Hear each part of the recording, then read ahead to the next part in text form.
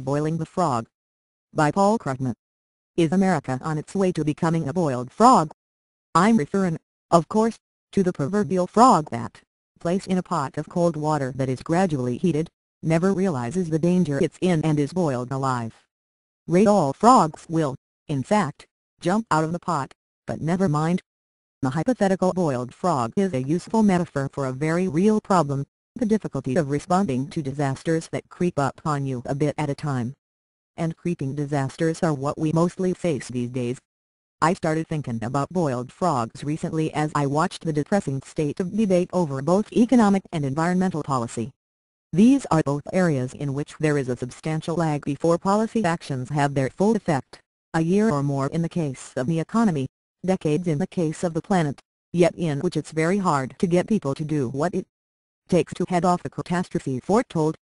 And right now, both the economic and the environmental frogs are sitting still while the water gets hotter. Start with economics. Last winter the economy was in acute crisis, with a replay of the Great Depression seeming all too possible. And there was a fairly strong policy response in the form of the Obama stimulus plan, even if that plan wasn't as strong as some of us thought it should have been. At this point, however, the acute crisis has given way to a much more insidious threat. Most economic forecasters now expect gross domestic product to start growing soon, if it hasn't already. But all the signs point to a jobless recovery on average. Forecasters surveyed by the Wall Street Journal believe that the unemployment rate will keep rising into next year, and that it will be as high at the end of 2010 as it is now. Now, it's bad enough to be jobless for a few weeks. It's much worse being unemployed for months or years. Yet that's exactly what will happen to millions of Americans if the average forecast is right, which means that many of the unemployed will lose their savings, their homes and more. To head off this outcome, and remember, this isn't what economic Cassandras are saying, it's the forecasting consensus, we need to get another round of fiscal stimulus underway very soon. But neither Congress nor, alas, the Obama administration is showing any inclination to act. Now that the free fall is over, all sense of urgency seems to have vanished. This will probably change once the reality of the jobless recovery becomes all too apparent. But by then it will be too late to avoid a slow-motion human and social disaster.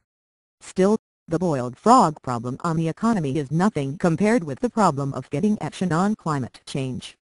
Put it this way, if the consensus of the economic experts is grim, the consensus of the climate experts is utterly terrifying.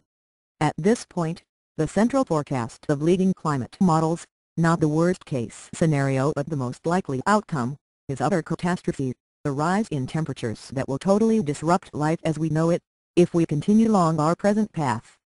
How to head off that catastrophe should be the dominant policy issue of our time. But it isn't, because climate change is a creeping threat rather than an attention-grabbing crisis. The full dimensions of the catastrophe won't be apparent for decades, perhaps generations. In fact, it will probably be many years before the upward trend in temperatures is so obvious to casual observers that it silences the skeptics. Unfortunately, if we wait to act until the climate crisis is that obvious, catastrophe will already have become inevitable. And while a major environmental bill has passed the House, which was an amazing and inspiring political achievement, the bill fell well short of what the planet really needs, and despite this faces steep odds in the Senate. What makes the apparent paralysis of policy especially alarming is that so little is happening when the political situation seems, on the surface, to be so favorable to action. After all, supply-siders and climate change deniers no longer control the White House and key congressional committees. Democrats have a popular president to lead them, a large majority in the House of Representatives and 60 votes in the Senate.